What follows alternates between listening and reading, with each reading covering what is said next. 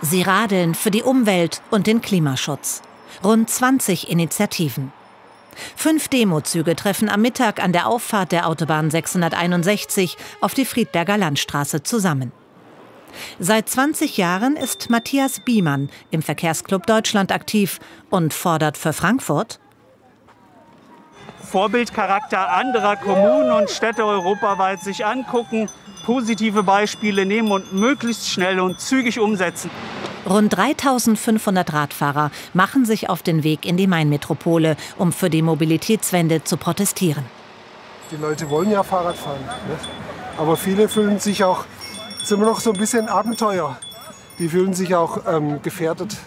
Fürs Klima sowieso. Das ist ja ein unendliches Thema, was leider viel zu oft unter den Tisch gekehrt wird. Jetzt Sommer in den Städten, gerade hier in Frankfurt, das wird immer schlimmer, das wird immer heißer, immer stickiger. Daher fordern sie auch eine Verkehrswende für Frankfurt. Doch nur Radwege, Autos verbannen, sei keine Lösung, sagt der Handelsverband. Wir sind ein Gesamtkonstrukt. Die Stadt Frankfurt braucht Geld, sie möchte Arbeitsplätze. Die Bewohner haben ihre Bedürfnisse.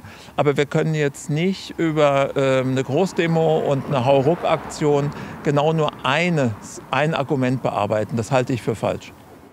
Matthias Biemann ist überwältigt, dass so viele Menschen mitgeradelt sind. Alle treffen am Nachmittag zu einer Abschlusskundgebung am Mainkai ein. Der 56-jährige Ingenieur erhofft sich von den Politikern im Römer, dass die Koalitionsverhandlungen zu einem Ergebnis führen, das schnelles Handeln möglich macht, dass Maßnahmen für die Verkehrswende, für mehr Fußgängerverkehr, für besseren Radverkehr, für mehr ÖPNV auch in diesen Koalitionsverhandlungen stehen und auch zügig umgesetzt werden, ohne wieder ausgebremst zu werden. Denn sonst fürchten sie, dass es immer heißer wird und die Erde am Ende baden geht. Ja, und einer, der die Koalitionsverhandlungen beobachtet, ist mein Kollege Frank Angermuth. Und der steht jetzt live vor dem Frankfurter Römer. Ja, Frank, die Verkehrswende in Frankfurt. Wie realistisch oder absurd sind denn die Forderungen, die jetzt in den Koalitionsverhandlungen eine Rolle spielen?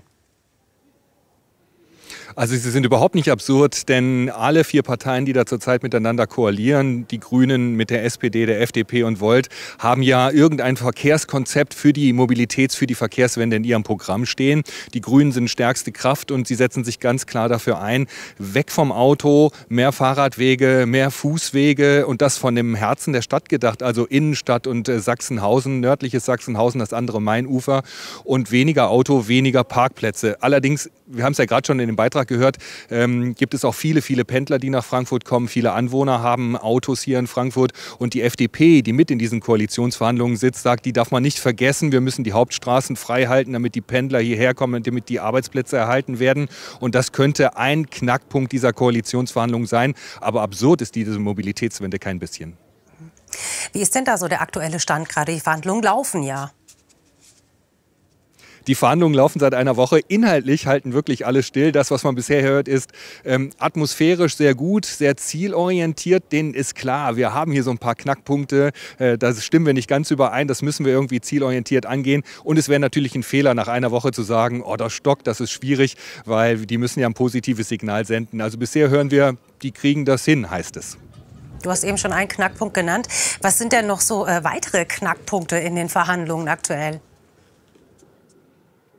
Einmal das Thema Wohnen. Die Grünen feiern ja, dass die Güntersburg-Höfe nicht bebaut werden, nur die bereits versiegelten Flächen und nicht die wilde Gartenanlage dahinter, obwohl das mal ein grünes Projekt war. Da sagen die anderen Parteien, ja, lass sie ruhig feiern, aber wenn sie bezahlbaren Wohnraum in der Stadt schaffen wollen, müssen sie auch Flächen benennen, auf denen bezahlbarer Wohnraum entstehen kann. Das Gleiche ist für Industrie- und Gewerbeplätze. Die wollen expandieren. Es geht hier um Arbeitsplätze und natürlich ist das auch ein Problem. Und Finanzen, denn das Ganze muss finanziert werden. Eine Verkehrswende, eine Mobilitätswende kostet viel Geld. Die Grünen haben eine City-Maut ins Spiel gebracht. Das wird natürlich einige Anwohner, einige Geschäftsleute schocken, aber das ist eine Idee, den ÖPNV zu finanzieren. Aber man kann zurzeit keine Schulden aufnehmen und man kann die Gewerbesteuer nicht erhöhen, denn das würde dem ganzen Schaden durch Corona, kommt ja gerade nicht viel Geld in Frankfurt rein.